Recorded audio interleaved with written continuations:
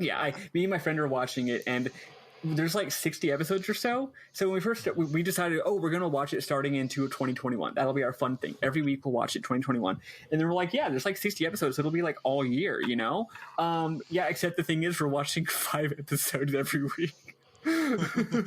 So we're going to get through it a lot faster than we expected. We weren't planning on it, but we keep being like, after we finish 2 or 3, we're like, well, it's only 10 p.m. We could watch 2 more.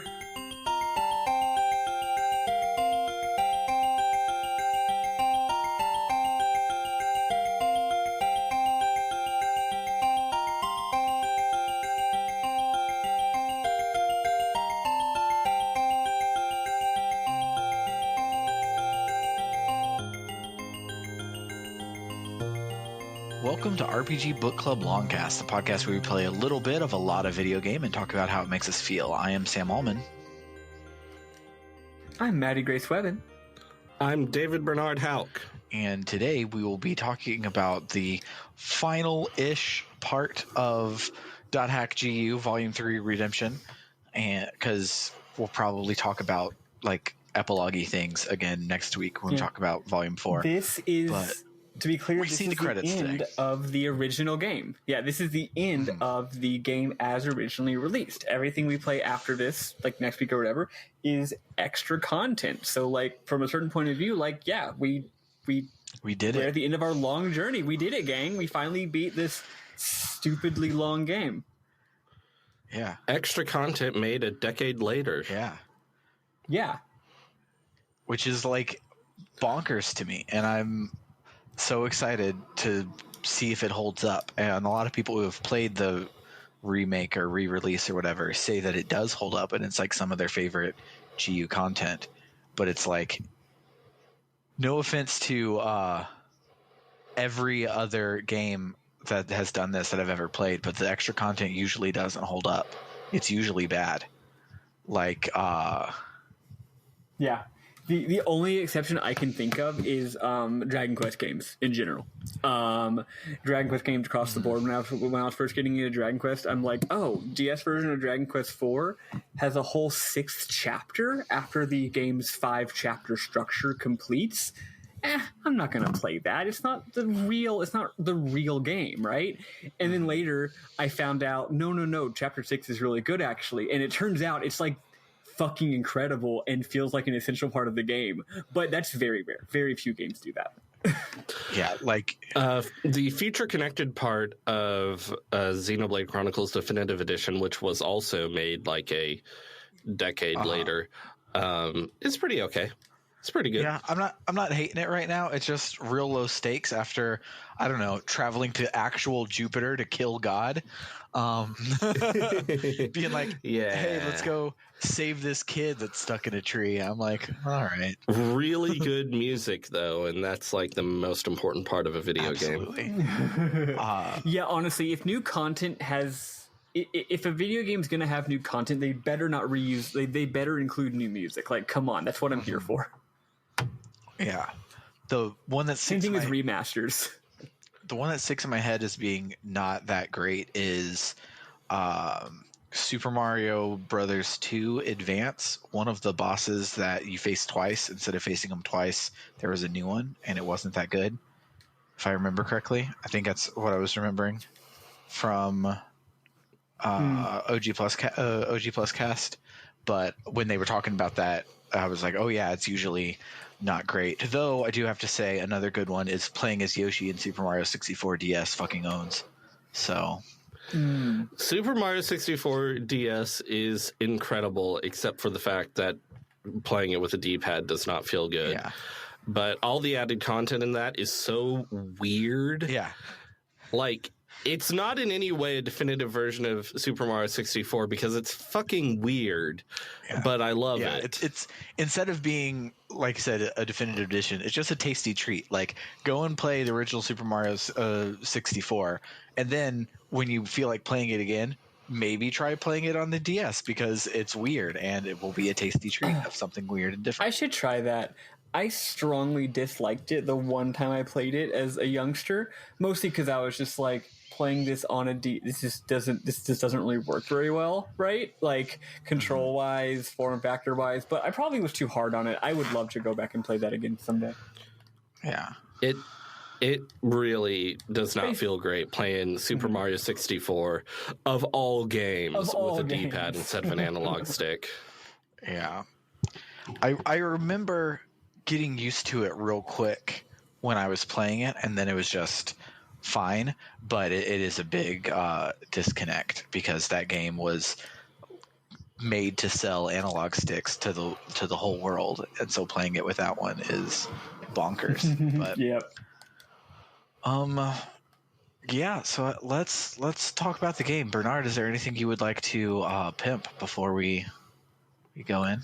It's my birthday. Hell yeah. Happy birthday, Bernard. Hell yeah, it is. Happy birthday, Bernard.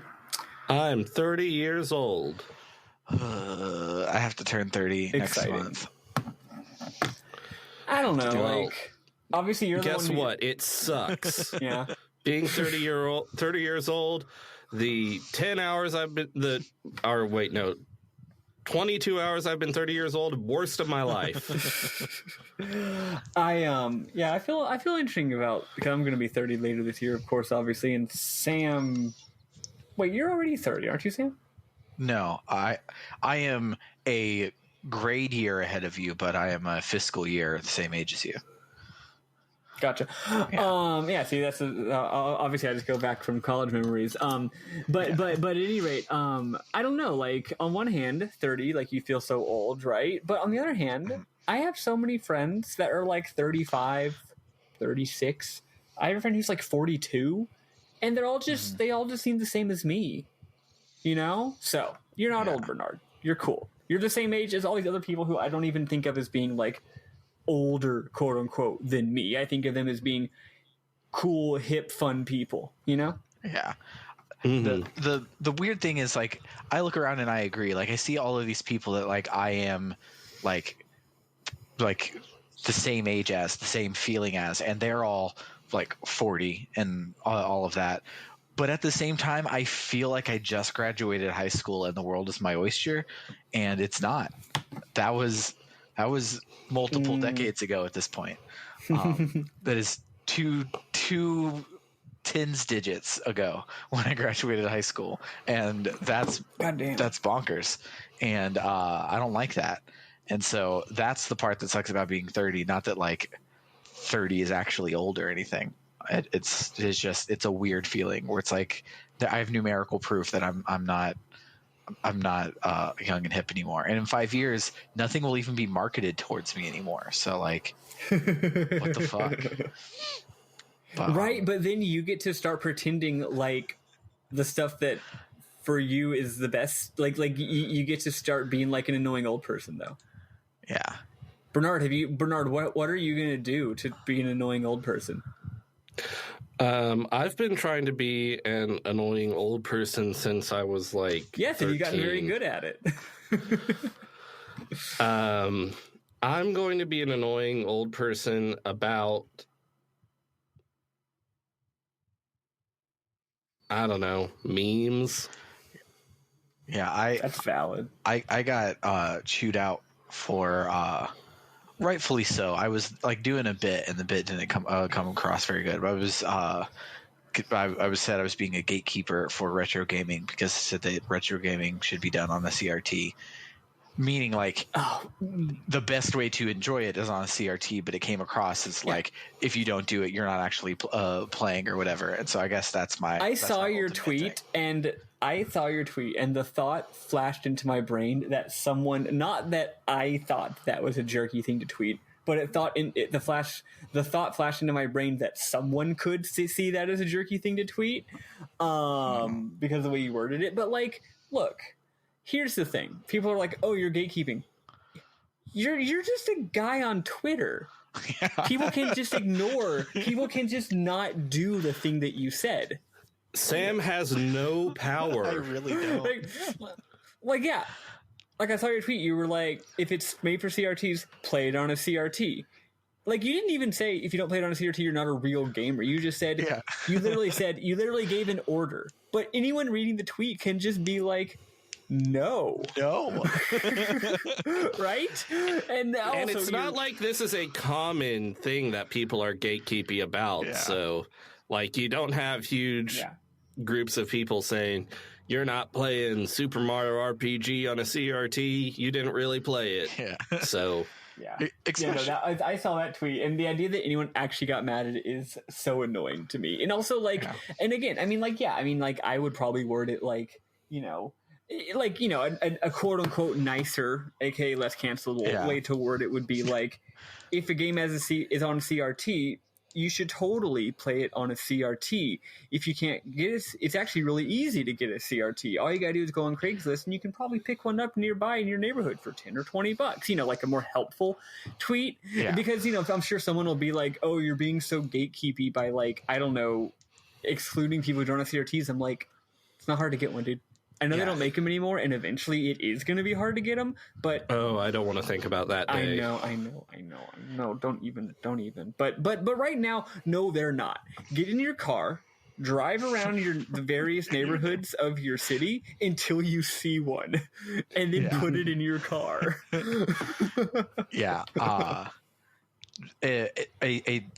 A pro tip, if you're listening and you're like, you know what, that's a good idea, I do want to go get a CRT, go on Craigslist. If you live in a big city, if you live in a small city, you can just browse. Like in Madison, I literally can like take 2 weeks off of browsing free Craigslist, go back, and there's only been like 5 new entries, which is ridiculous. But on if you're in a small town, you will have to drive probably. On Craigslist, look for old style TV, because a lot of people that like want like the new and better, they're not necessarily going to know the term CRT or anything like that. So just or they'll use the word, or they'll call it a tube TV.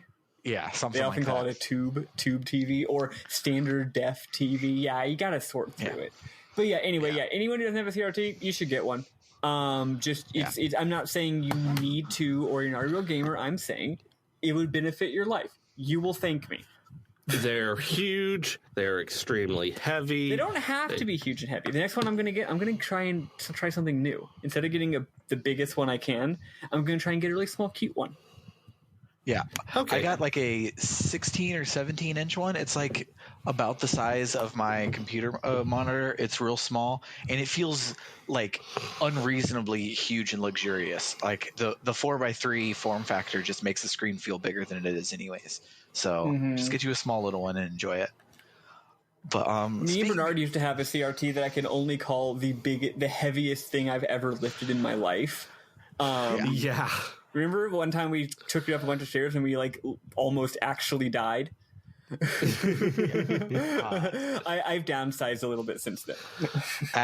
At our house in Austin, when we were renting a house, not the apartment, we had a huge CRT TV that was built into an entertainment center with speakers in a subwoofer. I love God, that thing was gigantic and super heavy. And the worst part is, like, it was a selling point back in the day, but as I had to carry this upstairs point, the base of the entertainment center was on a swivel, which meant you couldn't carry it from that part of the entertainment center. So now you had this bigger thing that you couldn't like carry from all sides. That's and awful. It was horrible. Had great picture and great sound, and I loved having it. But when we were moving into an apartment, it was the very easiest thing to downsize because we were on the 3rd floor.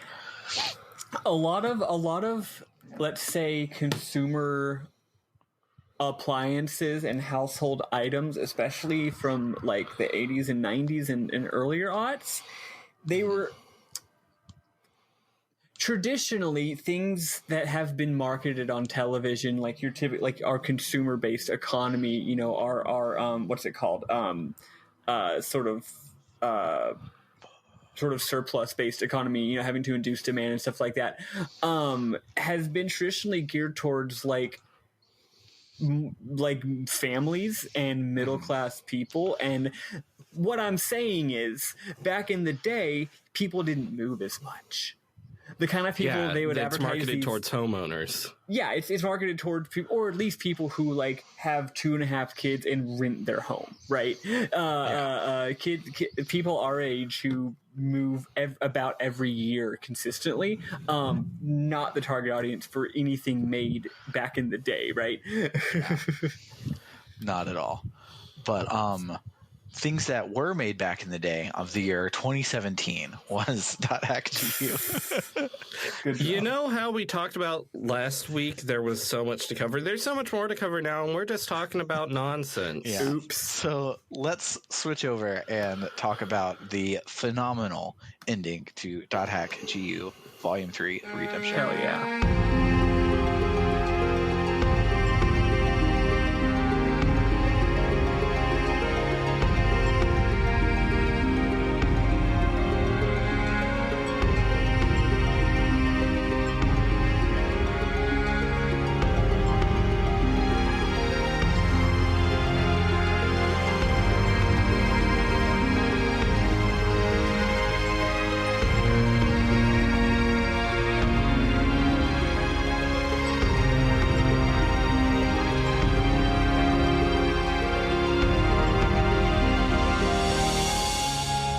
There's so much this week.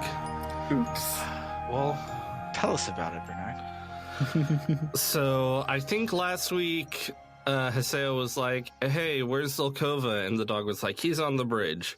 So Haseo heads to the bridge. Zelkova and Kaede appear behind him. Zelkova says it looks like Haseo was able to recover the connection between the epitaph and his consciousness. Haseo asks Zelkova if he's the only one... Wait, no. Haseo asks Zelkova if he's the one who hacked his PC. Zelkova says yes, but its power comes directly from Haseo's epitaph's power. Haseo asks what Zelkova is doing here. Zelkova says this is sort of his home. He says the aftershock of the rebirth blew Haseo into this alternate version of the world, and a force strong enough to damage his consciousness and PC body has enveloped the entire network.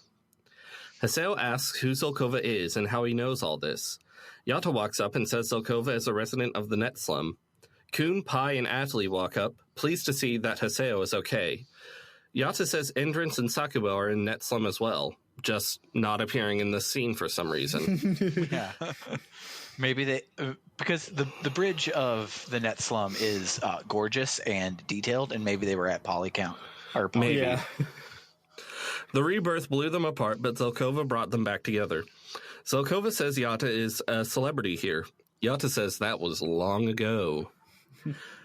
Haseo ruminates on how Ovan destroyed himself to save his comatose sister. Pai comments on Haseo's new appearance. Zelkova explains that the Xth form is an illegal power created from the fusion of the epitaph and the user's PC. Zelkova says their battle with Ovan is over, but the seeds of danger haven't vanished from the world. Haseo's like, what? And Zelkova's like, don't worry about it. Zelkova and Kaede leave. A town comes into view. Yata speaks with Tartaga, the ship itself. Yata says he's an old friend. Zelkova and Kaede walk back up. They left the scene and now they're back. Zelkova says Haseo can now resist the seeds of danger in this world. However, right now he cannot use his full power. Haseo's like, what? And Zelkova's like, don't worry about it. Zelkova and Kaede give Haseo their member addresses. Narration from Haseo says the rebirth caused global network problems in the real world. They called it the third network crisis, but the world has become peaceful again. The world, capital letter, world. Since the rebirth, there have been no reports of Ida phenomena. Haseo wonders if Ovan got what he wanted. The lost ones are gradually returning to normal. But Shino, ... Haseo has a lot of emails. CC Corp emails to apologize for connection issues. God, it's late. I've had a drink or two. Nice. Good for you. It's my birthday, y'all. Go easy on me. Sirius emails to say he's okay now, but he hasn't been able to contact Alcade. Adelie says even though their fight is over, she's worried. Endrance also wonders if their fight is not over. Haseo wonders if Alcade and Sheena are still unconscious for some reason besides Ida. Kun says there's rumors that the third network crisis was caused by the world, which Yeah. He says CC Corp is scapegoating Ovan, which I'm like, is it scapegoating when he is actually responsible? And he also very much did it. And also, does using him as a scapegoat work when he did use the world to do it? Like, does that erase CC Corp's responsibility? I don't know. Yeah, this guy did something terrible, and we allowed and encouraged him to happen and didn't stop him. So you should all get mad at him and not us. The world doesn't cause rebirth. People cause rebirth. Ugh. If they make doing rebirths illegal, then only illegal hackers will do rebirths. Anyway, Kuhn says no one knows where Ovan is in the real world, or even if he's alive. Pi emails saying, Fidel's prophecy has become reality. Thou destroyest and createst, thou powerless one, as the stirring footsteps of a giant shadow sound. We can read these lines as referring to the twilight of the gods, but they also point to a giant shadow that's somehow different. The third network crisis. It could be we haven't seen the end of it. Bum, bum, bum. Haseo wonders if all this was really what Ovan wanted. Then he receives an email from Yata saying that there's two things he must inform him of. First, that Shino is still in a coma, but the doctors did notice a change in her brainwaves. So they just have to sit and wait and hope she gets better. The second thing, he had better tell him in person. And he asks Haseo to come to the Morgubero wall. So Haseo heads there, and he asks Yata what he meant by that email. Yata tells Haseo to look over the cliff. Haseo sees an enormous being with smaller creatures forming around it. Yata says he's found several areas exhibiting such phenomena, and there is something different from Ida, and this is something different from Ida. He believes it is an anti-existence. Dun, dun, dun. He says if this is the giant shadow from the prophecy, then this is the anti-existence of rebirth, the shadow of the Morgana factor, the shadow of the epitaph users. God, what a couple of sentences. This week, let me preface it and say, it owns. The ending of this game is great, but this is the point of the game where you can no longer pretend that these people are playing a video game, and you have to instead think that they are jacking into the digital world, and that things are just different and can be JRPG and bonkers, because you cannot imagine that like they're pressing the attack button at any point past this. No one is speaking into a microphone. Like this has to you just have to suspend all of your disbelief, because it's bonkers, and everyone just talks about like gods and prophecies like it's a real thing and not just a game. Yeah, and they're never clear on it. They're like, when they're like, oh, this is a god, I'm like, wait, is this game like jumping into the supernatural where something supernatural is happening in this digital game? Or is this just game lore? Like, I don't know which this is. And I don't think they're being ambiguous on purpose. I think they're being ambiguous just because they're being silly. But also, yeah, at this point, the game's plot simultaneously becomes ununderstandable. And yet also it's just, there's now a big thing and we got to kill it. But everything beyond, there's a big thing and we got to kill it, is inscrutable. Yeah. Yes. Yata says, use of a power not meant to exist created anomalies, and the light of the rebirth created this as its shadow. Its name is Cubia, the bitter legacy left by Ovan.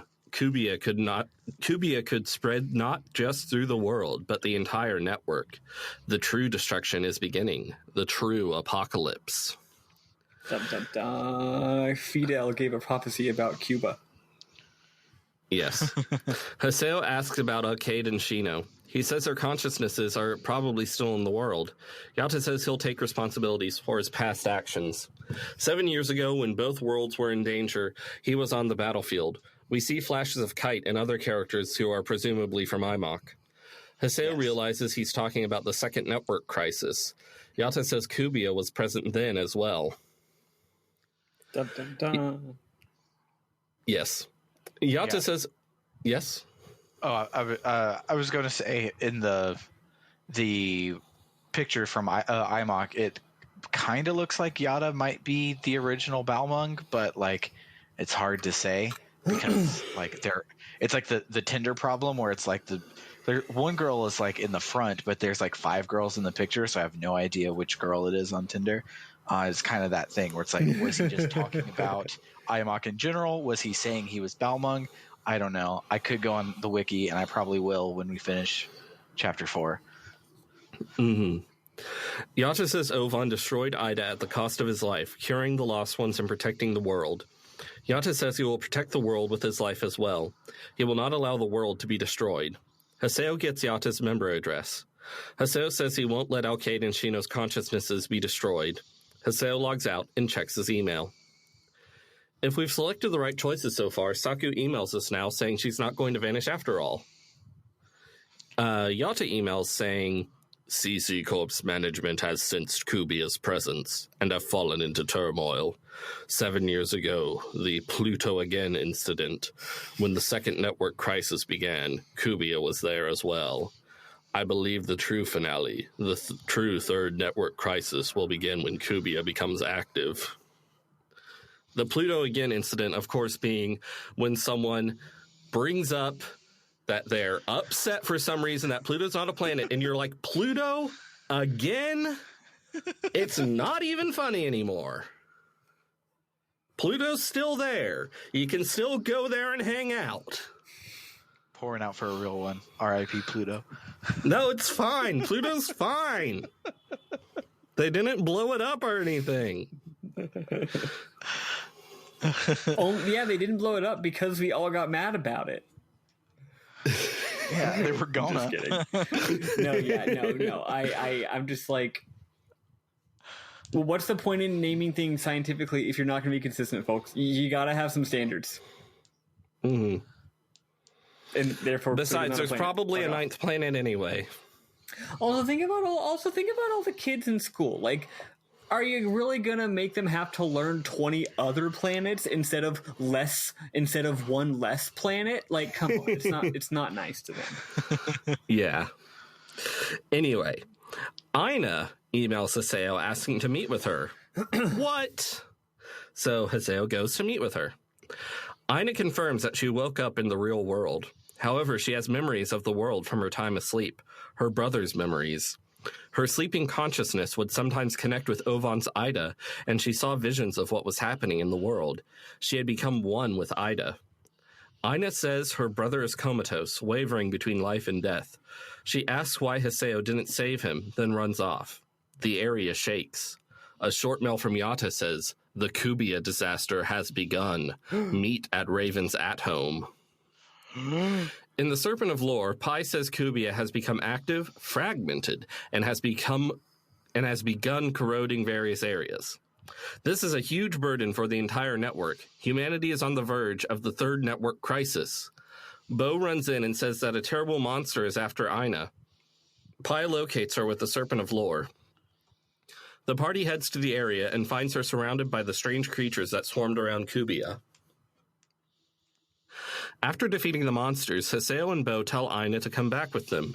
She tells them to shut up, and that if her brother's not in the world, it can end for all she cares. If they think her brother was bad, their stupid game can go away forever. Probably would be good if their stupid game went away forever. Yeah, really for this being the 3rd time that the world almost exploded because of this video game, maybe they should just not play the game. There's so many... Y2K almost happened a 3rd time. Also, like, I don't know, the world, the capital T, capital W, the world, I don't know when it was made in this game's lore, but, like, I'm sure by the time they made it, they, like, already had, like, I don't know, EverQuest and Ultima Online. They may have already had WoW. I'm not actually sure. They already had Phantasy Star Online. Like, I don't know, man. Even in this fictional world where we pretend like the world is the greatest game in the history of the world, it's like the normal world, not the capitalist world. It's like There's other games, man. Like, I'm sorry. Like, just play. If I found out that, like, I don't know, Metal Gear Solid 3 was gonna, like, destroy the world, I'd be like, it's fine. I'll play Metal Gear Solid 2 instead. It's fine.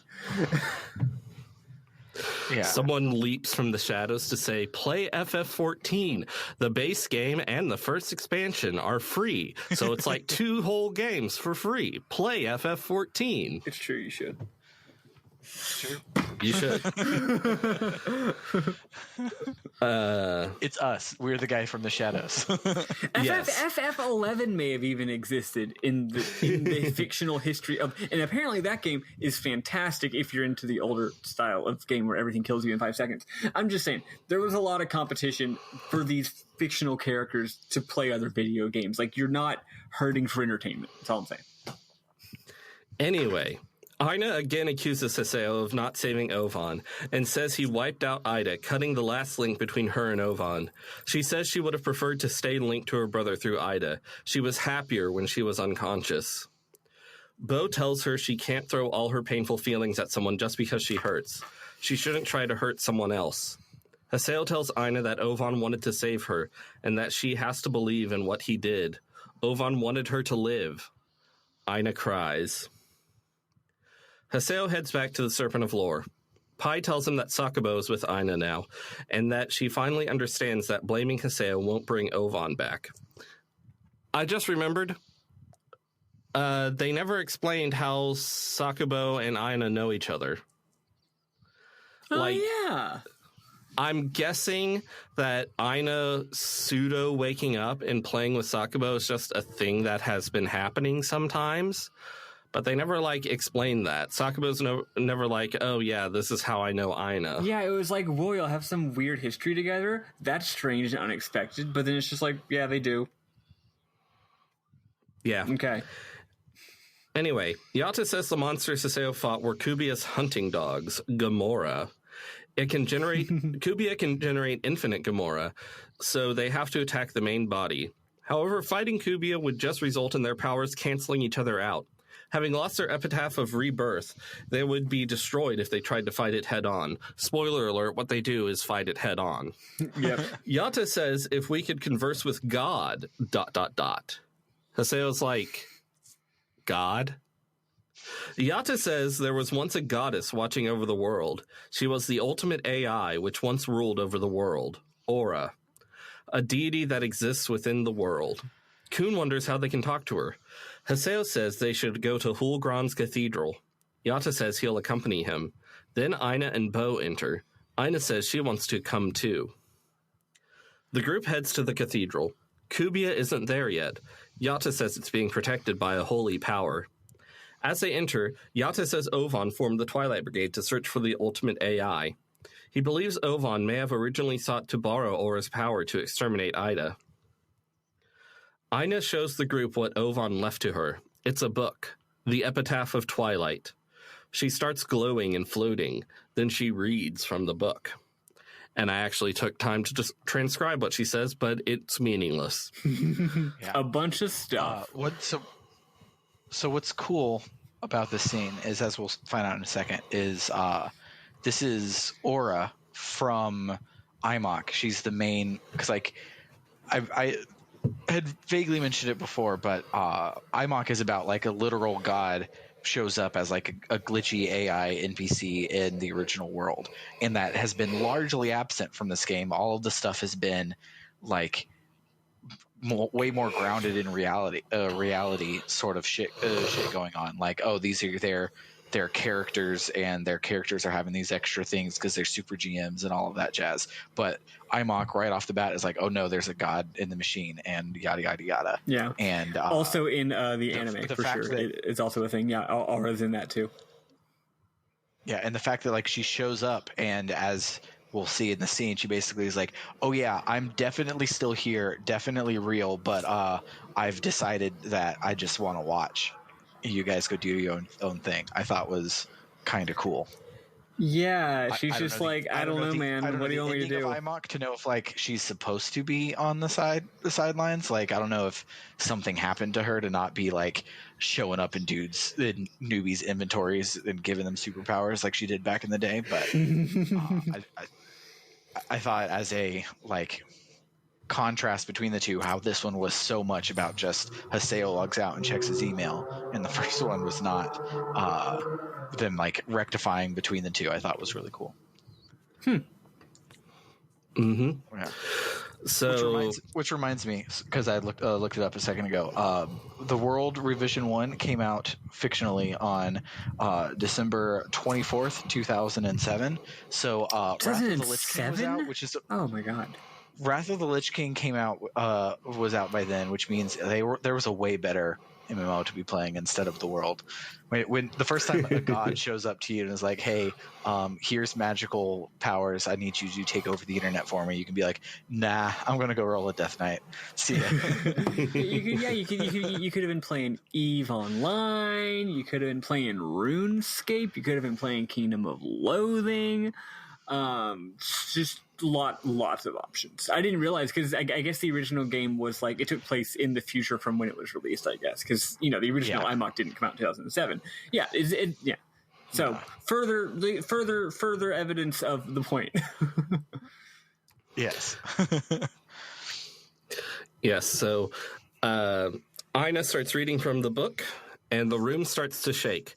Haseo starts glowing. His epitaph is reacting. Yata says the key of twilight is the sign of the truth, which that is a sentence, isn't it? If they bring all 8 epitaph user PCs here, then ... And that isn't a sentence. Haseo says, but Ovon's gone. Yata says to remember Ovon's words. Haseo devoured the avatars. They're all in him. The key is within him. Haseo is the key of twilight. Haseo is Kingdom Hearts. Yep. Yata tells Haseo to awaken the goddess who left this world.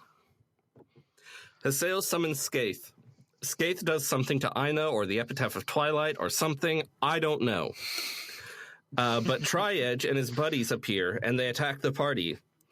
After they fight for a while, Aina says, stop. Tri-Edge and his buddies obey.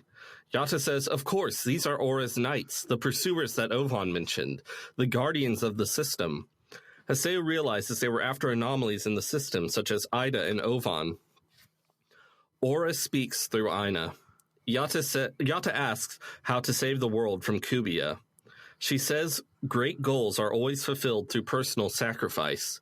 She says she is the one who remains asleep. She cannot decide the future of the world. The future of the world lies with the players. Tri-Edge steps forward and gives Haseo his weapon. The pursuers disappear. Aura says she is the Twilight Goddess who brought about this world's dawn. Brought about this world's dawn. Yet once again, the twilight of the gods has come. She says some more stuff, then disappears from Aina. The group leaves. Yata says some shit implying that this is the point of no return and to assemble at the Serpent of Lore once our preparations are complete. Where am I? To clarify, this is a PNR. After this point, we can't go back to the normal towns, but we're still going to get to hang out in Net Slum and go on quests and do all the normal shit if we want to, which we don't. And then there's a real PNR later. Yes. Yeah. In the Serpent of Lore, Yata says Cubia is consuming all of the servers. There's no safe place left in the world. He says they'll take shelter in the Net Slum. After transferring there, the Epitaph users wonder what to do since Aura did not come to their salvation. I think someone says, she said, great goals are accomplished through personal sacrifice. Will we have to give up our Epitaph user PCs? And then nothing comes of that. Nope. Which is weird, because usually when someone says something like that, they're right in a game. Yep. Yeah. People don't just spitball. You know what I just realized in this game? I noticed this because, of all the Breaking Bad I've been watching. these characters, as far as I can tell, for 3 entire games, avoid the number one rule. They successfully follow the number one rule of being a character in a fictional story, which is never refer to a thing that's going to happen at some point in the future. They never do that. They never say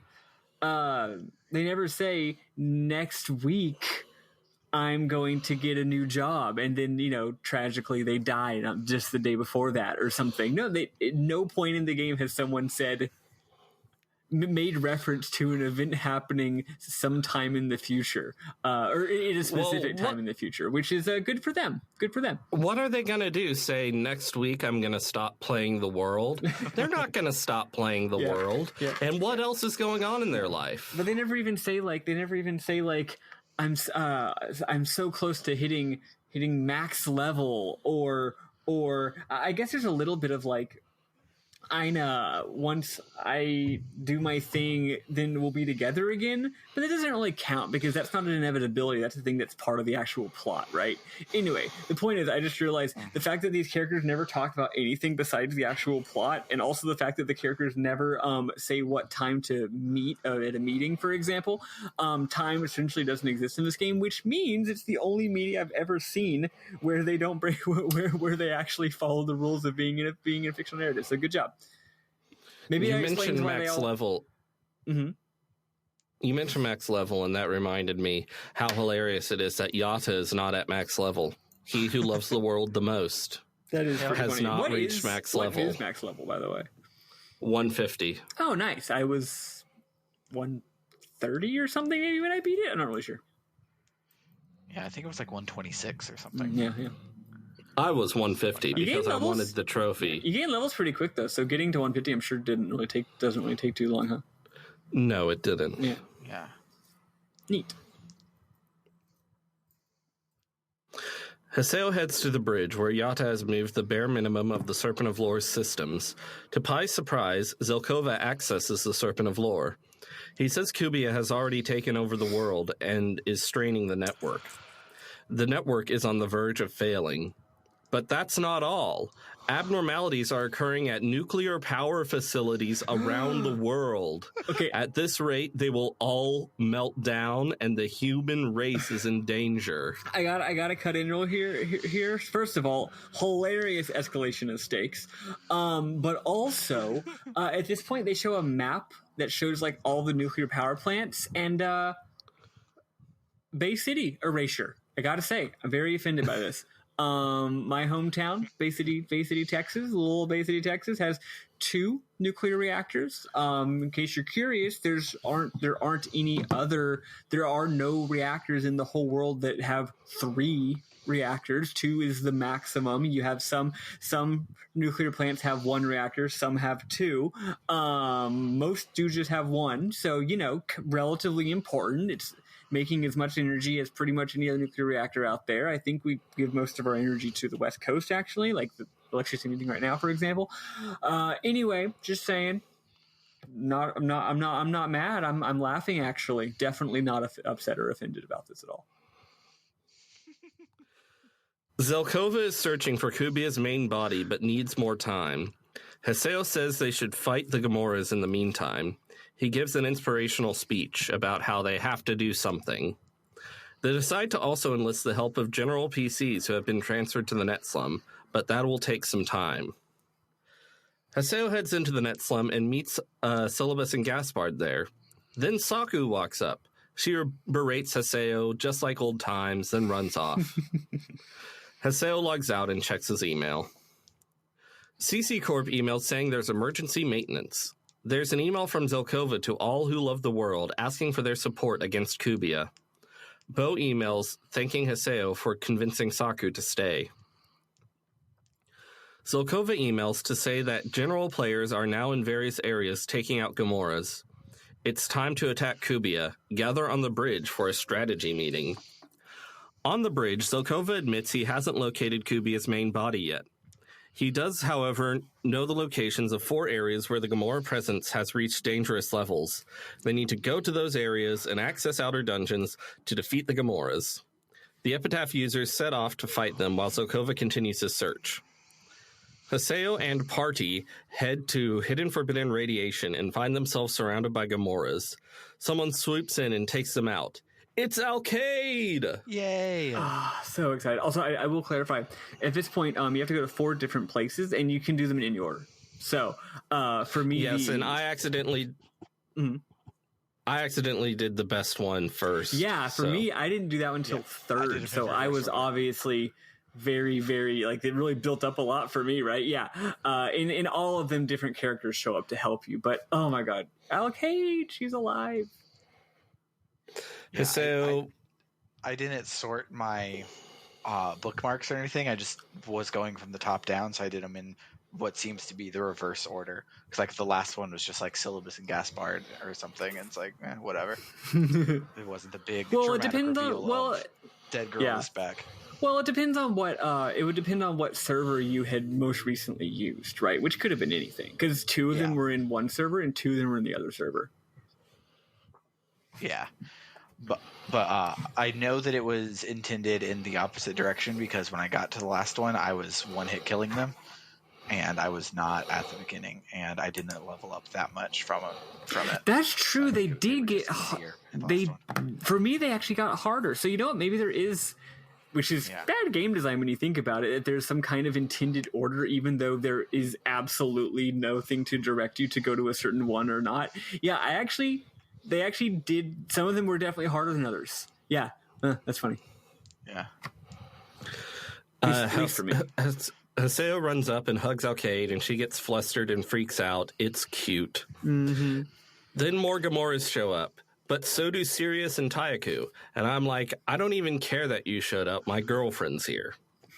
They tell Haseo that they emailed ranking arena members to come and fight, and they did in response to Haseo's determination or some shit. Point is, Haseo is no longer hated by everyone in the arena. Yep. Mm-hmm. And what sucks about this scene is like, look, all these people from the arena are here, and they use just the generic NPCs that there's like 100 of, but they only use like 3 of the available 6 NPC types, but there's like 16 characters, so it's like all the like Yada looking dude with the bandages on his head, and it's like, okay, well, there's like 7 of them, and it took me out. I remember love this sequence of the game because it's just a endless sequence of dramatic scenes where, you know, everyone from all over is coming to save the day, you know, like at the end of like the Rise of Skywalker, except significantly more actually earned from a narrative standpoint, which is funny for this game. This game's got one up on that movie for sure. But what's so funny is that like it's the dramatic scene that you see in the anime or in the whatever when you call for help and all your friends and enemies all show up to work together, but it's just a bunch of people going, I read your email. I saw your email. I read your email. And so I've never before had someone said so dramatically, I read your email. So good.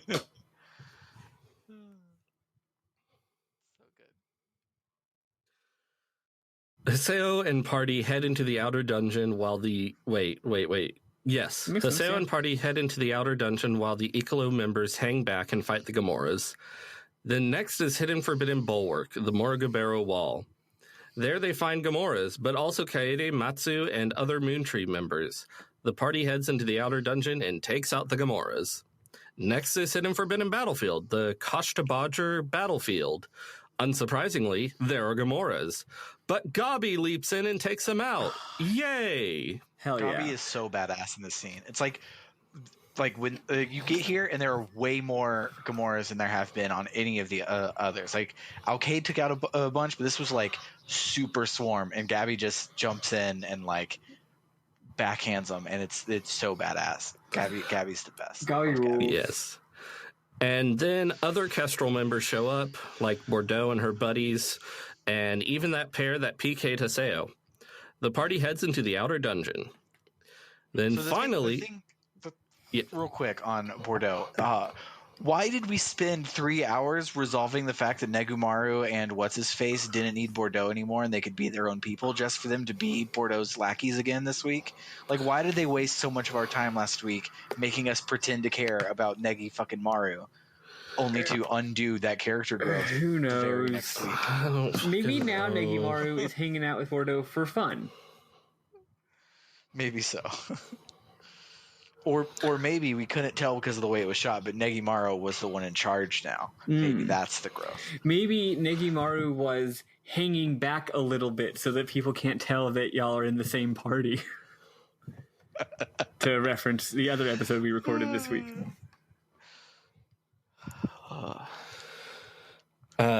So finally we head to Hidden Forbidden Dragonbane, which, if I recall correctly, is the place where we fought Sakaki. One of the times we fought him. Yeah, maybe. There's Gamoras. There's also Pyrrhus III. Syllabus and Gaspard show up too. They give little speeches. Then Antares shows up. Then the party heads to the outer dungeon.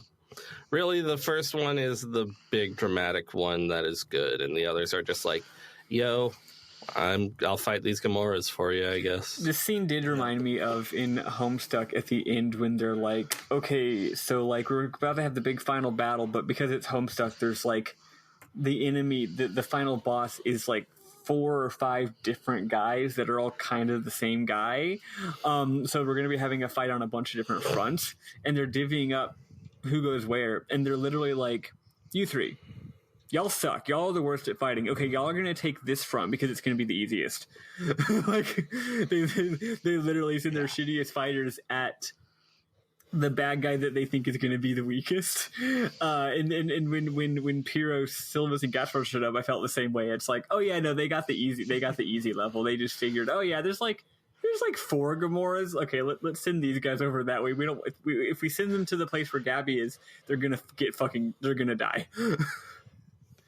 Yeah, and I love that. Like they send the shitty ones to the shitty one, but then they also send Antares, who's like, don't worry, like I won't let them die. Like even if this is too hard for the fucking shopkeeper, I'll step in and I'll make sure. Antares is doing most of the work. Let's be clear here. He's good in battle and shit. After taking out all the Gamoras, Hiseo heads to the bridge. Zokova has finally located Cubia and gives Hiseo the location. Aino walks in. She says her brother really loved the world and asks Hiseo to save it. Hiseo promises to never forget Ovan. All the Epitaph users head to Cubia's area. They find the area weird and glitchy from Cubia's influence. They find a place where they can use area hacking to access an outer dungeon. Eventually, they find a spot where they can use data hacking to find Cubia. They find themselves on a strange platform floating in space. Adley can hear echoes of the darkness, deeper than any darkness, the darkness of the human heart. Advanced darkness. An enormous, fucked up orb appears in front of them. The Epitaph users entrust Hiseo with their powers. Hiseo feels their power, says he is the terror of death, and summons Skaith. So we have to fight this giant orb that has fucking the Worms. prototype ultimate life form from Sonic Adventure 2 coming out of it. Yeah. It's really cool. I really like the visual design of this boss, of this Cubia. Yeah, it's sort of a giant orb, but also the top has like plants. Looks like it's got like trees or whatever, or like vines, and it's like partially cracked open. It's really neat. It's like a rock egg orb planet thingy. Mm-hmm. So after a long multi-phase battle, Hiseo attempts to data drain Cubia, but it doesn't work. Yata says there's probably a core inside Cubia which they could break. Hiseo flies Skaith into Cubia's mouth. The Epitaph users see the core inside Cubia. Yata reiterates the stakes, and I'm like, okay, thanks. Yata and just Pai loves saying third network crisis. He loves to say it in every sentence because he is Yata. Yes. Yata and Pai say that he loves the third network crisis more than any other person. Yata and Pai say that they may be destroyed themselves. Hiseo says they have to do it anyway. Hiseo finds himself in a black void. A weird orb appears in front of him and speaks with Aura's voice. She again says the players will decide the fate of the world. She says all she can do is connect thoughts together. Now reach out and touch the feelings of those who share your inner thoughts. The orb becomes a save point. Nice. As Saseo heads up the path to the core, Cubia starts summoning doppelgangers of him and the party members who are with him. He leaves his party members behind to deal with the doppelgangers and presses forward. This repeats a few times, and luckily the game is like, hey, save your best party members for the final battle. And I'm like, okay. I really like how clear the game was here. And also earlier, when we got to the point of return, or when the save point appeared just now, the game literally was like, hey, use a different save file, you dingus. Really appreciated how they made extra sure that we weren't being stupid here. It was nice of them. Yeah. I still did it wrong and had to reset because, like, when it was like, use your worst party members, I was like, but I don't want to use them. And then I saw that, like, oh, they get left behind here. And I'm like, I felt that might have been what it was, and I was stupid for ignoring it. Thankfully, they just gave me a save point, so I can just read it. I thought maybe it was going to be like an FF6 style thing where, like, if you do bad and they die, then you blow through your party members. So I had, because I was like, who do I want for the final battle, right? I went with Adelie and Alcade because I love them. And then when I got that message, because of what I said a second ago, I was like, I can fucking do it. And then when I realized that no, they get left behind in a cutscene, I started doing, I did start doing what it said. And it's not like Adelaide and Alcade are my best members anyway. I forget who I had. Who did you all have at the end for the actual final battle? I believe I had Atali and Pi. I had Adelie and Kuhn because they were my Sage Palace party, so they were higher level than everybody else, and because, as we mentioned last time, I've been buffing up my armors and not my weapons because I've been using the ultimate weapons. So, like, it takes a long time to level up an ultimate weapon. I wasn't going to, like, start leveling up pies or whatever. So I used Yata, who's real good. Also, I've been using him a pretty decent bit lately anyway. And also Zelkova. I'd only used Zelkova once before, but when Zelkova first enters your party, they're already super high level. And, parties and, characters do gain levels when they're not in your party, sometimes, because of the game's lore, right? So I believe that Yata and Zelkova were still the two highest level party members, even more than the ones that I, like, use all the time, like Adelie. So I used the two of them, and they're both really fucking good. They're great, especially Zelkova. Yeah, this game has a problem where if other characters are healers, they don't market themselves as much. So it's like, I'll get a new character, and I'm like, but I'm not going to not take Adelie because I need a healer.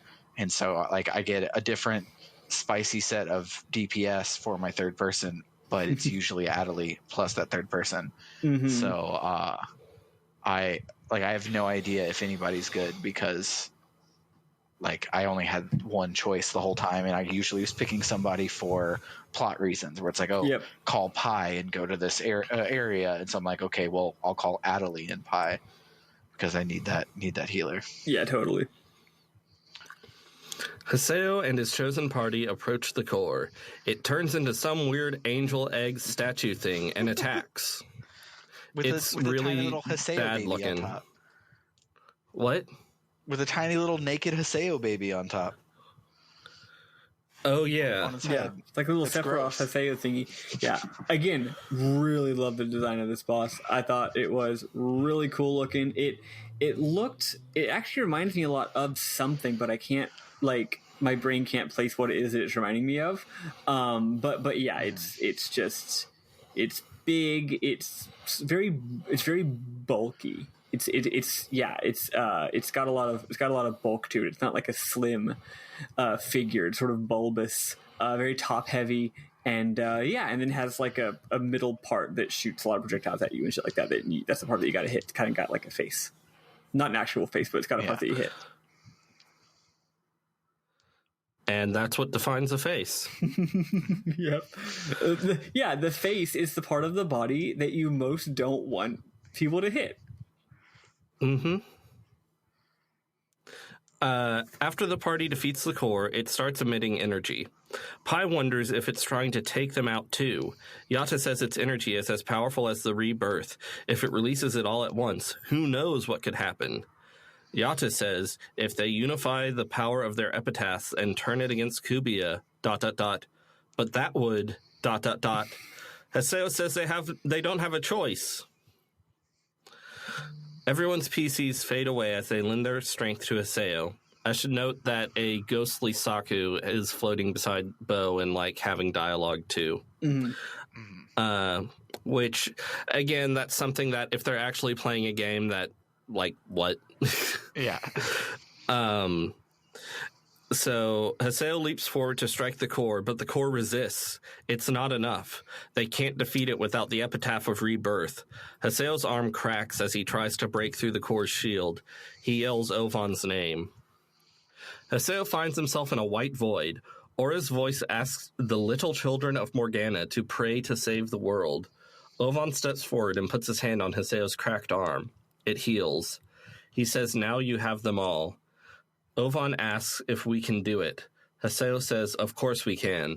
We see flashes of Haseo's journey to this point. Back in the void, there's a pile of feathers where Ovan stood. Haseo gathers all his feelings into a final attack. He and the spectral form of Ovan break through the core's shield. He presses that attack button so hard. Yeah. In front of his computer. He's just like, right click!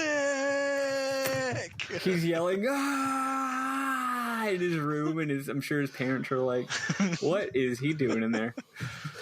One thing that I realized is hilarious is, like, when the party members are just going through a dungeon and, like, there's just some mobs there and they run up to fight them.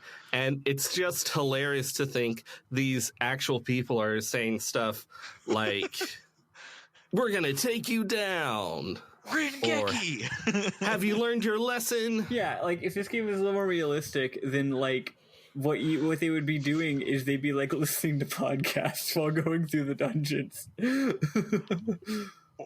Or at least be like, Adelie, behind you, or like, proc your ult, or whatever the fuck. Like, yeah. You know that actually probably would be dope if they ever make a .hack 3 instead of having your in-game banter be like JRPG banter, like the first two are. Like, it would be great if it was like as if the players were talking to each other on how to take down the mob. That would be dope. Yeah, they'd be like, "Oh, watch out for its CyberConnect, AOE! Watch out for its AOE attack!" Yeah. Well, then again, I mean, we've talked about this. Everyone who plays the world is just unimaginably committed to being in character, to roleplay like no one has ever been. Mm-hmm. So after they break through the core shield, the core turns to stone and crumbles. Haseo is back in the white void, standing opposite Ovan, whose left arm is normal. Ovan says Haseo has gotten quite strong. Haseo says he was forced to become stronger thanks to Ovan. Ovan wonders how much further Haseo will grow. Haseo's like, huh? Ovan says this is goodbye. Haseo says, wait, I still haven't found a way to return your feelings. You always leave before I can tell you how I feel. Ovan says one ending is a new beginning. Their journey will still continue. He turns and walks away. Haseo says, I have no idea what you're talking about, Ovan, which summarizes a lot of this trilogy. Yep. It's true. Haseo says he still has so much he wants to say to Ovan and runs to him, but Ovan disappears.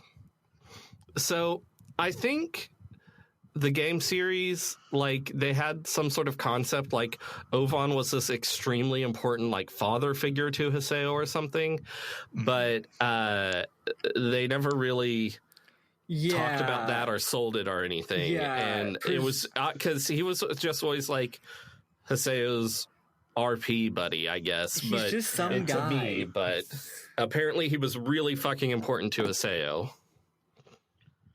Yeah, and maybe if we would have watched .hack Roots when Volume 2 came out, like the people did back in the day, maybe there's more of that when they were both normal players and not GU members and whatnot. maybe there's more of that in the anime. Maybe. But I don't know. A figure appears, and if we've seen the box arts for IMOC, we recognize her as Aura. She says Haseo's wish has awakened Ovan's heart. He heard Haseo's lament, and his deepest wish was to answer them. She says some shit about souls being connected or something. It went by fast. She says Haseo must go now. Narration by Haseo says the confusion in the real world and the network is finally calming down. The worst of the network crisis was avoided. Everyone emails Haseo celebrating their victory over Cubia. There are a few emails I find particularly interesting. Pi says, CC Corp is performing a general maintenance sweep of the world right now. Don't worry, they haven't found any trace of Cubia. Now that we're through with all the dangers of the world, it's safe to assume that Project GU will be disbanded. Once I've taken care of the remaining work here, I think I'll quit CC Corp. You can't go back to the way things were, but if you do everything you can right now, there's still something to be gained. I don't have any regrets. I think that I am the way I am now thanks to you, Haseo. If we ever meet again, no, forget it. I know better than to ask for things I know I can't get. Well, see you. Alcade says, Dear Prince Charming, smiley face. I guess you brought me back to the real world? Thanks, I appreciate it. I could tell how hard you were fighting out there. That kind of made me happy. Although I could also tell how Atali got a pretty good lead on me while I was asleep, smiley face. But hey, I'm persistent and single-minded to boot. I'm never gonna let you go. I love her. She's so I good. love her so much. Gabi says, This is great! I was going to read that as a minimum. That's all he says. Actually, I think it's even... Let's see, what is it? He says, okay, so it says Cinder Gabi, subject, oh yeah. And then the message is just, this is great. Smiley face made out of like carrot _ carrot. That's it. Everyone else's emails are like 2 paragraphs, and that's all his is. It's awesome. I love Gabi. And when you back out of it, Haseo goes, "That was a short email." Also, Matsu says he's probably going to stop playing online games, which probably everyone should do. Aina says this is how her brother wanted it to end, and she must wish for happiness. Finally, an email from Shino. Delta Hidden Forbidden Holy Ground. I'm waiting. You know the place. I freaked out. I was like, oh, fuck yes. Oh, my God. I'm finally going to meet Shino. Oh, my God. It took me a second to even register. I was looking through my emails, and I was like, wait, what? Man, just honestly, the innocuousness of the way that there's just an email in your inbox is, like, such good drama. Also, I don't know. There have been a number of times in my life in the last few years, I think both of y'all are aware, where... You know, I'm looking at my email, and then I see that I have an email from a certain person, and I see the name and the subject line, and it, like, knocks you flat on your ass, right? Like, yeah. For me, it's usually more in a bad way, but not always. But yeah, so like this game like mimicked that. It mimicked the weird innocuousness of like a world turned upside down feeling that comes from seeing a name and a subject line. It's cool. Yeah, like when I log into my email and it says your Tiff's Treats order is on its way. Like, it changes your whole life. Exactly. Do they have Tiff's Treats in Madison? No, they don't. But we do have. Yeah, I thought that was like a local thing. Yeah, we do have Crumble Cookies. It's opening on the 5th, and they've been all over like local Instagrams and stuff like that, like advertising, and it looks fucking great. I'll send you guys like videos when we're done. These look like the best fucking cookies I'll ever eat. Haseo heads to Hulgron's cathedral. He sees Shino. She asks if he remembers what they talked about here. Haseo says it was the goddess Aura. Shino says she was watching Haseo. Her consciousness was faintly connected to Ovan's arm, so she caught glimpses of what happened.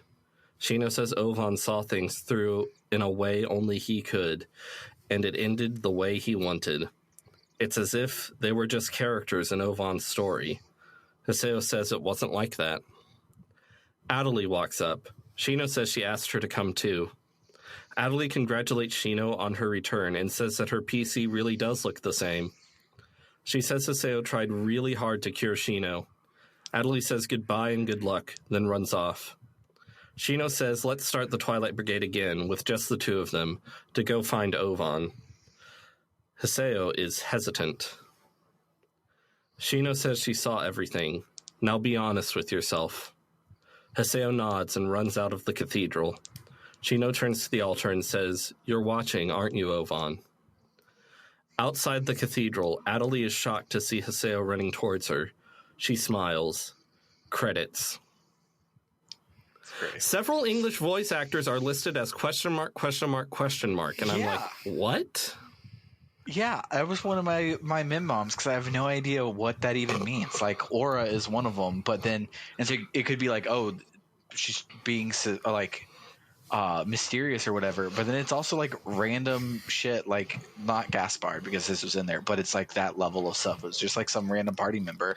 Their voice was very strange. That last scene though was really good. It was very complicated emotionally in a way that this game normally isn't. Like you're expecting this big happy reunion, but instead Shino's like very dramatic and kind of weird. And then like once Adelie shows up, there's like extremely palpable tension going on because it's like, here's the person you've been fighting for this whole time, and then here's this new person that you've clearly fallen in love with, right?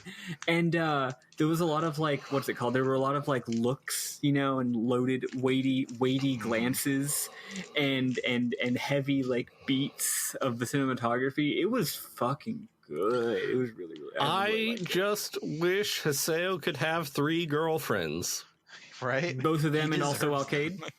Yes. Adelie wouldn't go for it.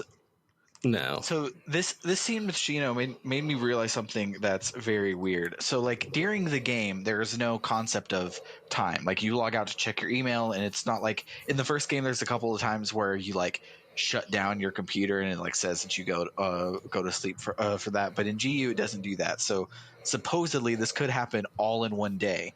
Like it's just 40 straight hours of Haseo playing the game. So like Alcade maybe was in a coma for a day or two, but it is canon that Shino was in a coma for 8 months because that's how long it is at the beginning of the game from when the end of Roots to when he gets data drained.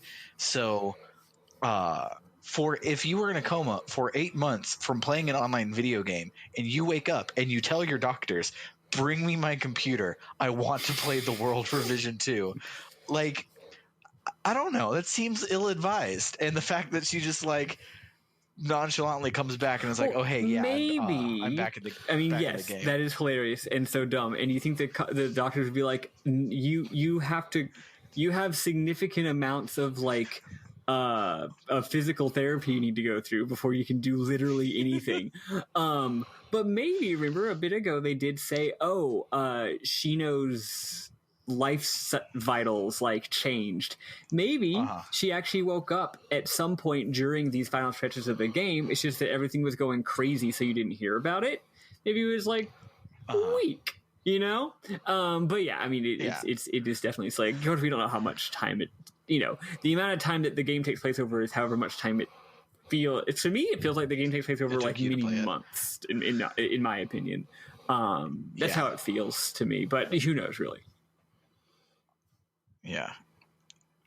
But yeah, that's the end of the game. Well, after the credits, there's more emails. Yeah. Well, yeah. Do you want me to go over them?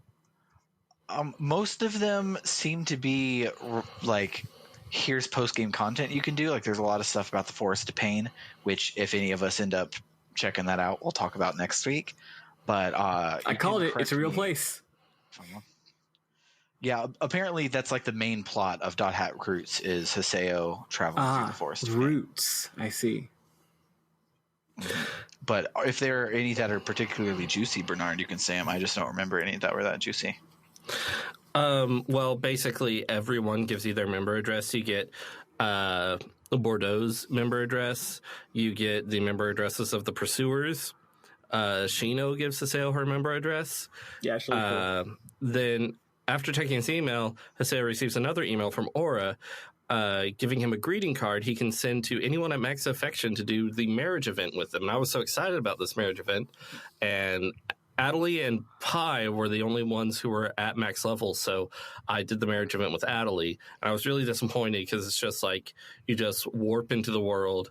They have like a 4-sentence conversation, and then they walk off and you see the credits over a few still images of the wedding, and that's it. And that's all the wedding scenes are as far as I can tell. Lame. Dang. It is cool that you get to get married, though. Which I understand that they aren't too complex because you can marry every single character, every single party member in the game. Yeah. And there's a lot. I should replay this game and send every greeting card to Pieros III so that his one true love can be canon. No. But yeah, so next week we will play part 4, and if part 4 is not enough to cover like a whole episode by itself, we'll also talk about any of this ending stuff we do there. The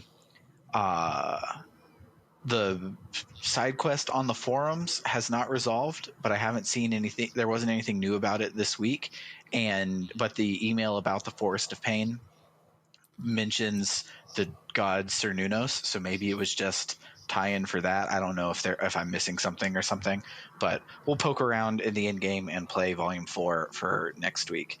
But for now, we will listen to that kick-ass vocal track in the credits. It was really good. And then we'll talk about our memorable moments. かすかに香る優しく君は微笑んでいた見えない風に気づかないまま君に甘えて苦しめてたね誰よりも愛して誰よりも見つめた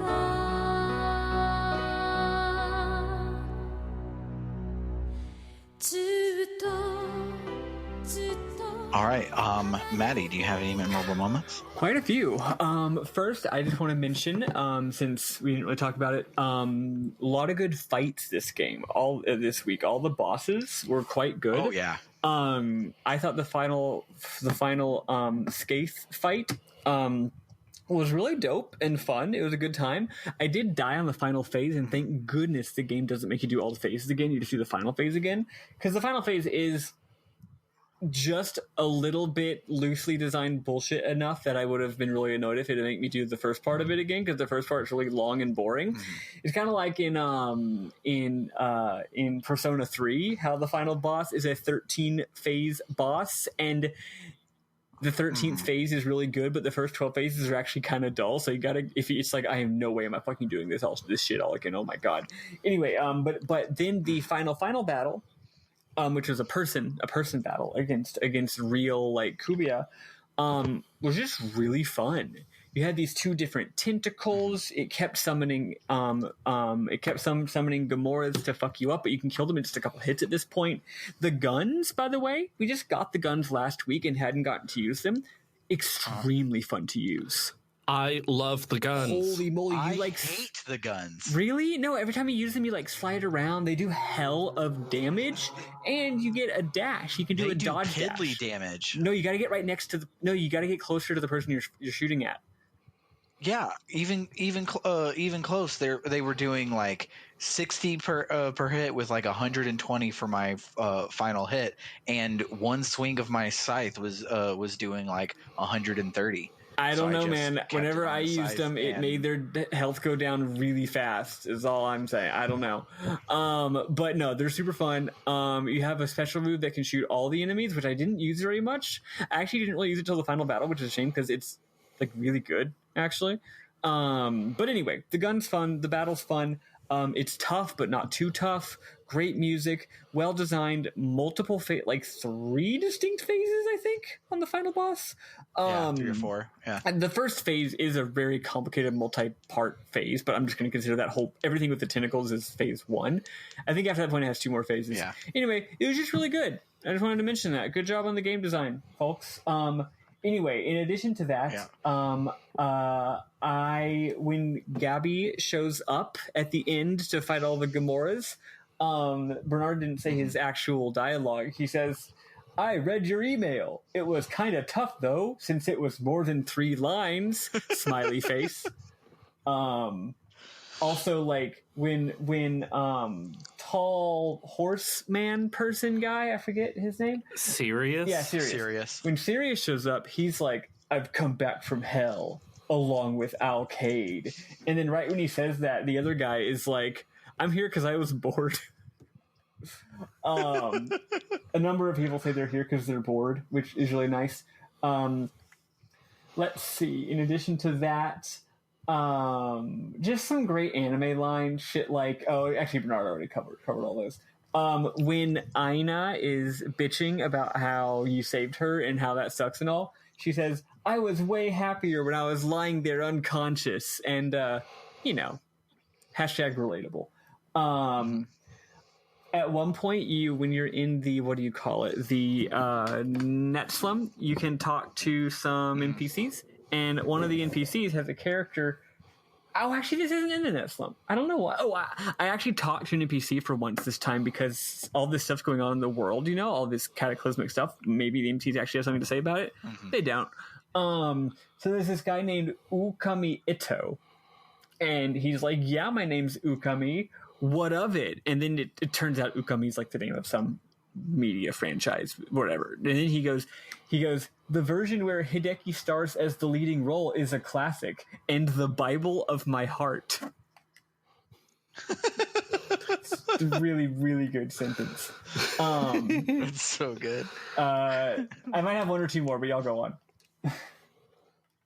So we made the joke at the beginning of the episode, but we didn't mention it while doing it. But when Yada, one of the times, he's like, "We're in the 3rd network crisis and it's spreading to the rest of the network," Haseo's response is, "But it's 2017." I thought it was Kuhn that said that. It's somebody. I think, it's a very funny line. Someone says, "But it's 2017." Which is, it's such a good line. You're right. The fact that it's 2017 would make a network crisis bad. If it were like 1950, wouldn't it be so bad? So when Sirius shows up to fight all of the Gamora, one of the, like, when everybody starts fighting, I don't remember who. No, I think it's Alcade. Alcade's like, I'm gonna kick your ass, you Gamora scum, blah, blah, blah, blah, blah, blah. And Sirius says, "There's no point in lecturing before there's no point in lecturing monsters before fighting them," which I thought was great. Then when you are on your way up to fight Cubia, I had one of the times I left behind Matsu, and Matsu says, "Haseo, I believe in you, so you got to believe in me and go finish off that devil," which was very big Gurren Lagann hours. Believe in the you that believes in me. But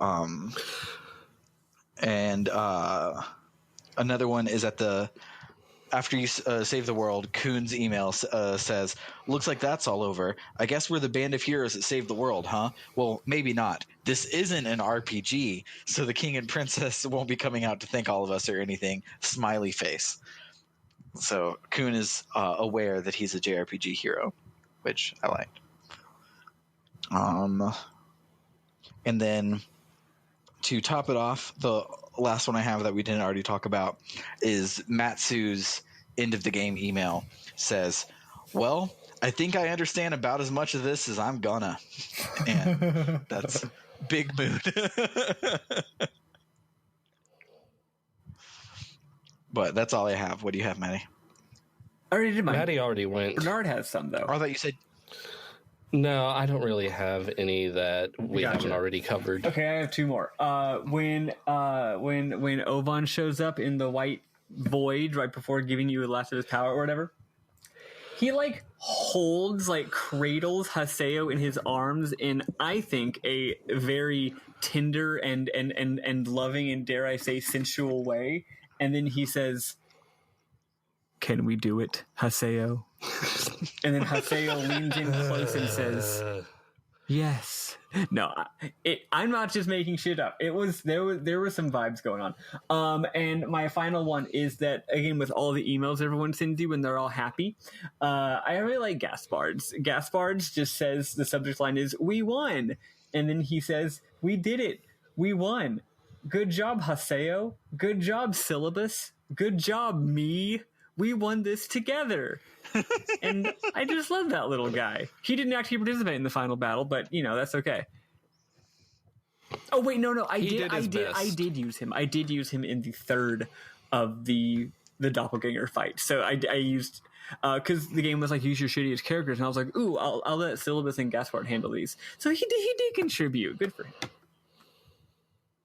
Yeah, I thought this was going to be worse than it was. I thought we were going to have to like Final Fantasy VI and send all of our characters. So I was just starting from the bottom. So I didn't like, if I were picking from lore standpoint, I would have picked Syllabus and Gaspard for the first two, and then maybe Pi and Kun or Pi and Yada for the second one, and then take my guys for the end. So I had a random assortment of characters I had never played before because I just was starting at the bottom and just sending people. But so I didn't send anybody good besides Matsu, but his was only good because his line was cute.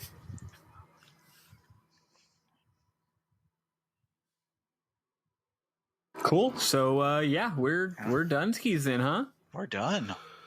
Yeah. Good job, everybody. We did it. We did it.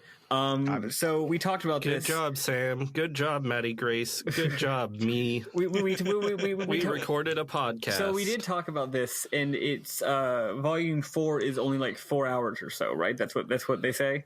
Yeah. 3 hours is what they say. Okay. Yeah. I'm gonna guess it's like 3 hours of a lot of cutscenes. So we should anticipate it being a little bulky as far as recording goes. But yeah, I think all 1 week, and then maybe we can talk about.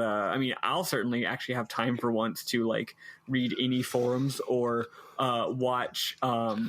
There's not forums and stuff in Volume 4. No, I meant catch up on 3,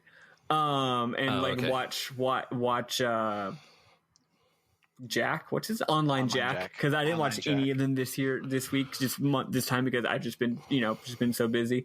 Yeah, so we can probably talk about that stuff a bit as well, I bet. Not much happens in online Jack this volume. Yeah, because the subtext that online Jack was talking about became the text of this volume. Right. It wasn't like, ooh, a mystery. Didn't really have any juicy gossip. The forums didn't really have any juicy gossip. Both on because there's 3 online Jacks per volume. Both of the last 2 online Jacks were this week. So we had one at the beginning of the game, and then nothing the entire game until 2 right at the end. That makes sense. It's basically like nothing happened. But if you liked what you heard today, you could check us out online at www.rpgbook.club, where you can vote on our next main series game, and you can donate to us to help keep our lights on and also unlock more of these secondary podcasts. We are still about halfway-ish, a little over halfway to getting a series on The Last of Us Part 1, which I'm excited about. I've somehow managed to not be spoiled at all anything that those games are about, so I will be going in with super baby fresh eyes, and I'm excited for that. I know. Very exciting. And then I'm excited that that will probably be a 2-episode series and not a 16-episode series like this one was. So we will then have a break and be able to do more like commissions and cool bonus episodes and stuff. We basically have when LongCast comes around, that's basically all we're up to. We only have one commission in the pipeline, right? The one that Bernard's making us do. Yeah. Nice. But we'll actually be able to do it. I felt bad because I was like, I selected the game and I was like, what if Eli doesn't like it? And I'm like, I couldn't select a game Eli would like. He doesn't like any games. No, it's a great game, and I think I'm really glad that I have an excuse to play it again. So I hope Eli doesn't hate it. I think it's great that you commissioned it. Yeah, I'm loving it so far. I guess we can say what it is, but our next commissioned episode will be Dandy Dungeon Volume 1. And it's great so far in this sort of way that like phone games are great because it is originally a phone game, but it's like it's bite-sized, it's pleasant, it's like crunchy in a good way, and I really enjoy it. Talking about the plot will be wild because it's fairly light in the plot department. Like I think the game movie for the whole game is an hour and a half long. Yeah, it's pretty short.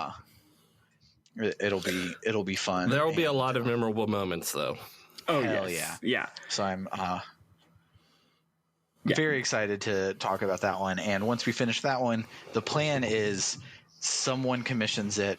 We don't have so many irons in the fire of backlog because I took paternal leave right when we unlocked .hack. But so we'll get a commission, do it within like a month or two, open commissions back up. So this whole time that we're in between LongCast and Shortcast, we can probably knock out a bunch of them if people are willing to buy them, which you can do at www.rpgbook.club. Other than that, I think that's it for this week. Yeah, for RPG Book Club LongCast, I have been Sam Allman. I'm Gabi. I'm tired. I'm going to log out and check my email. Honestly, though, me too. See y'all next week. Bye, guys. Bye.